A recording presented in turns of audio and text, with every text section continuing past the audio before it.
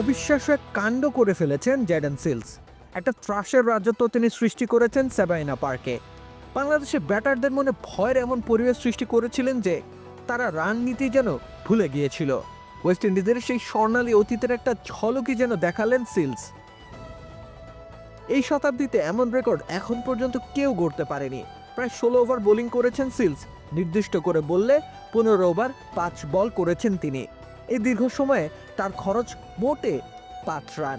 অভাবনীয়, অবিশ্বাস্য। সেই সময়টি ঘটেছিল 1964 সালে। 95টি বল ছুঁড়েছেন সিলস। এই 95টি বলে একটিও বাউন্ডারি হজম করতে হয়নি তাকে। বাংলাদেশের ব্যাটারদের পপিং ক্রিজের মধ্যে রীতিমতো বন্দি করে রেখেছিলেন তিনি। একের পর এক আগুনের গোলা ছুঁড়ে যাচ্ছিলেন তিনি। বাংলাদেশি ব্যাটারদের নাভিশ্বাস তোলা শাস্তি দিয়ে গেছেন। লেবুর সুঘ্রাণ আরো বেশি, ত্বকের যত্ন আরো বেশি, চলে আরো বেশি। আপনার পকেটে কি বিদেশি না বাংলাদেশি? বদলে 4টি উইকেটও পকেটে ঢুকেছে তার।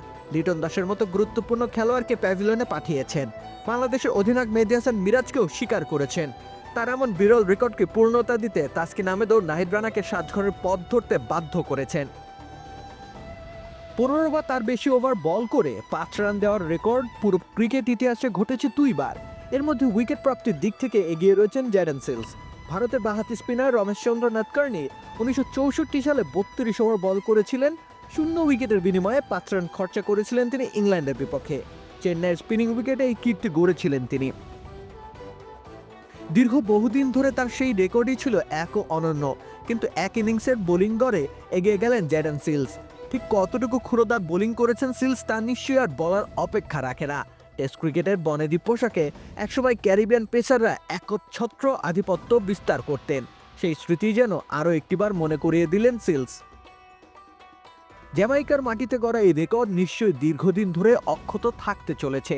এমন রেকর্ড তো আর বলে কয়ে গড়া যায় না, আবার ভাঙাও যায় না। ক্রিকেট ইতিহাসে তাই অমর হয়েই থাকবেন হয়তো জ্যাডেন সিলস। রাকিব হোসেন রুম্মান, খেলা 71।